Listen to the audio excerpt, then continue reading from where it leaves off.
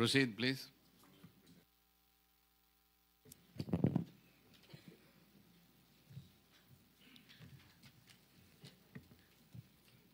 Adi, Henry Alcantara, kasi po nabanggitin ko mo kayo, ito yung pagkakataon din na maklarify nyo at malinis yung inyong pangalan dahil sa lumalabas dito sa pagdinig ng Blue Ribbon Committee at doon sa privilege speech ni Senator Lacson ay yung inyo pong District Engineering Office ang naging notorious, no, sa Bulacan. At na-confirm din po at inamin din po ni Secretary Bonoan na meron ho indeed na lumalabas na ghost projects. Ang katanungan ko lang po dito, narinig nyo ba na meron pala totoo ba na merong doon sa inyong terminology, doon sa inyong distrito na merong mga proyektong pang-sports at merong pang-pamilya? Narinig nyo na ba yun? Your Honor, Chair, parang hindi ko po mag-gets yung pang-sports saka pang-pamilya po eh.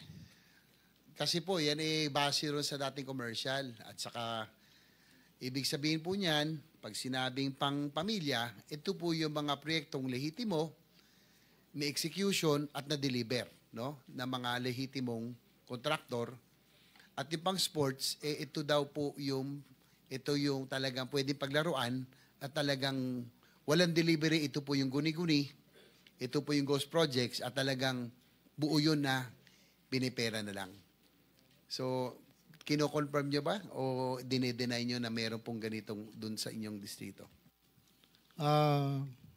If I may po, explain ko lang po. Nung po nga ang ating presidente ay nagsalita po sa kanyang SONA, the day after po, I called up the present district engineer at that time, the Bryce Hernandez, to make an inventory of all the projects from 2022 to 25. Tinawagan ko po siya dahil sabi ko kailangan inventaryohin yan. Ang assessment ko lang po, baka mamaya po ay may mga kulang na haba, 1 metro, 2 metro, pa revalidate po. After 2 days, tumawag po ulit ako sa kanya. Sabi ko, anong balita? Mayroon ba tayong mga defects na kailangang ayusin? Sabi niya po, wala. After nasa 4A na po ako noon, Assistant OIC, Assistant Regional Director na po ako, nagpa-Zoom meeting. Kailan po kayo lumipat ng 4A? June 16 po, 2025. So, magmula noon, si Bryce Hernandez na ang District Engineer ng First Engineering District Office sa Bulacan, tama? Yes po, Your Honor, Mr. Chair. Sige po. Mamaya po, Mr. Chair, tatanungin ko rin si Bryce Hernandez dahil mukhang wala na ho siya yatang planong sumipot, no? Dahil I think you have given ample time, Mr. Chair, that for him to show up, no? Nakasabina na po siya ngayon na nag-ano ng contempt. So I suggest that the warrant of arrest be issued on Bryce Hernandez and JP Mendoza dahil ito daw po yung mga notorious na talagang involved at mukhang wala na silang plano na sumipot dito. Sige po, ituloy niyo po, thank you po. Henry Alcantara. Nag-Zoom meeting po kami. Pinatawag ko po lahat ng mga dating kasamahan ko para po kaharap po sila at bine-verify ko po sa DE, OIC-DE, Bryce Hernandez, meron ba tayong mga findings sa mga defects? Sabi niya po, wala. After the meeting po, isang kauupo lang po na construction chief ang nagpunta po sa akin. 2 po actually, si Engineer Galang, ang hepe po ng planning. At nagsabi sa akin na, boss, parang meron kaming nakikita na posibleng wala po. So, ang sabi ko po sa kanila, August 3, 7 p.m., that was Sunday. Pinatawag ko po, lahat po sila. Sabi ko, totoo ba ang balita na mayroong mga project na nabayaran? Without my knowledge po, kasi po, explain ko lang po, ako po yung umaasa at nagtitiwala sa mga tao ko na lahat po sila nakapirma na. Sa bandang huli, ako po, yun po, aminin ko, may negligence on my part. Nung pong meeting na yon, kausap ko po silang dalawa, totoo ba? At kasama po yung mga ibang hepe, ako po yung nagsabi na sabihin nyo sa mga kapwa hepe nyo, ako'y walang kinalaman dyan sa mga ganyang gawain. At sila po ay nagsalita na yun naman daw po ay pagagawa sa kontraktor.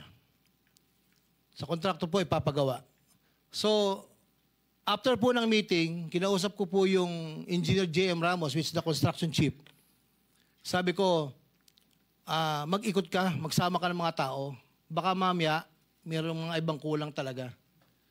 So, after a day po, nag-report po sa akin na di umano'y meron pong mga mangilan-ngilan. Hindi ko po alam yung eksaktong figure. Na posible po. Na posible. So, after po nan, kinausap ko po yung dalawa. Sabi ko, bakit nagkakaganon? May mga lumalabas. So, from there po, since ako po hindi na parte ng Bulacan First, sila na po yung mga nakaupo doon, hindi ko na po alam yung sumunod na step na ginawa po nila until such time na, ito po, August 7, 5 o'clock in the afternoon. Pero cut ko na lang po kayo. Opo. Sir, isa na lang hindi po, na pala, no? if you may, nag-report po ako kay Secretary Bonoan na may possible po ayon po sa report ng ibang tao ko. Kayo yung pa nag-report sa kanya? Nag-report po ako Na sa kanya, may that was ghost 5 projects. o'clock in the afternoon. But Senator JB? sige. Mr. Chair, kailan ka pinalitan ni Bryce Hernandez? June 16 po, 2025. So bago lang. Yes po, Your Honor. June 16, 2025. Yes po, Your Honor. Alam mo, yung staff ni ni Senator Lacson, isang araw, 2 araw lang nilang pinuntahan, na validate nila kaagad. Na pinpoint nila agad kung saan yung ghost project na yan na sinasabi. Tapos ikaw, na dating DE ng distrito na yun, hindi mo alam na meron pala? Yes, Your Tanong Honor. ka pa sa mga tao mo? Kasi po, ang proseso po namin, ang una pong dapat po in charge sa project ay project engineer. Sila po ang nakakaalam dyan sa site po. Project engineer, may materials engineer, may project Huwag na tayo inspector. magpapasahan dito ng kwan. You are the district engineer Yes po. of that engineering district. Yes, Your Honor. Ngayon, pipirma ka doon sa papilis para mabayaran yung ghost project na yan. Sir, Di ba? if I may explain po, Your Honor. Hindi, tinatanong ko, pumipirma ka ng papel, di ba? Yes po, Your Para Honor. makaklaim sila ng full payment. Yes po. Okay. Ibig mong sabihin, pumirma ka ng papel ng isang ghost project, district engineer ka, tapos ngayon magmaangan ka sa harapan namin na hindi mo alam dahil inaasa mo lang sa mga tao mo sa baba. Pag may pirma sila, pirma ka lang rin. The buck stops at the district engineer as far as the projects that were being implemented in that particular engineering district. Dapat alam mo yan, di ba? Tapos ngayon, kunyari, magtanong-tanong ka pa sa mga tao mo sa baba, meron ba? Tapos tanungin ka sa mga tao mo na, parang meron, sir, parang meron.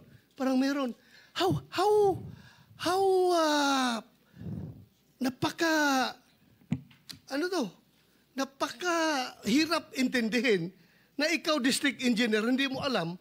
Tapos yung mga tao ni Senator Lacson, one day lang nila pinuntahan yan with the use of the GPS, na-locate nila, tinanong na yung mga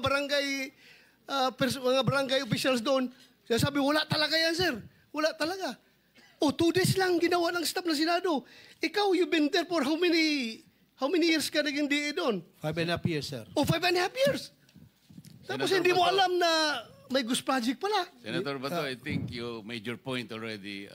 Thank you, Mr. Chair. Mr. Wala Chair. ng time Thank you. si Senator Salamat, Wala ng salamat. time, pero- Sorry, Okay Senator na. JB. The last point na lang, Mr. Chair, siguro ikot na lang po ako doon sa Di po lumabas po yung naging controversial kayo ni yung inyong successor na si Bryce Hernandez. Yung inyong lifestyle, no? Kasi nga, how can a district engineer afford the kind of lifestyle? Nakita niyo Marilo, no? Kayo nga nakapatek Philip. Si Senator Bono, kung psychopathic lang eh. No? Si, Gray, TW Steel na ngayon, promoted na. si Bryce Hernandez, ganoon din po. At ang meron ako, Mr. Chair, may information tayo. Kaya gusto ko sana makausap si DE Bryce Hernandez. Pumapasok daw ito ng DPWH, naka-Ferrari pa. Sinita nyo lang. Kasi nga, baka masyadong mahalata. Ang tanong ko lang po, ano oras po kayo pumapasok noon kayo po ay nasa Bulacan pa?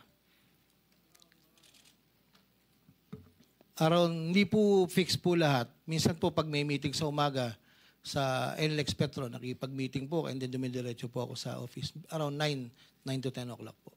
Ang aking informasyon, Mr. Chair, ay 10 a.m. Kadalasan doon kayo pumapasok. Yung, nung DE pa, tas assistant nyo sila Bryce at yung sila JP Mendoza.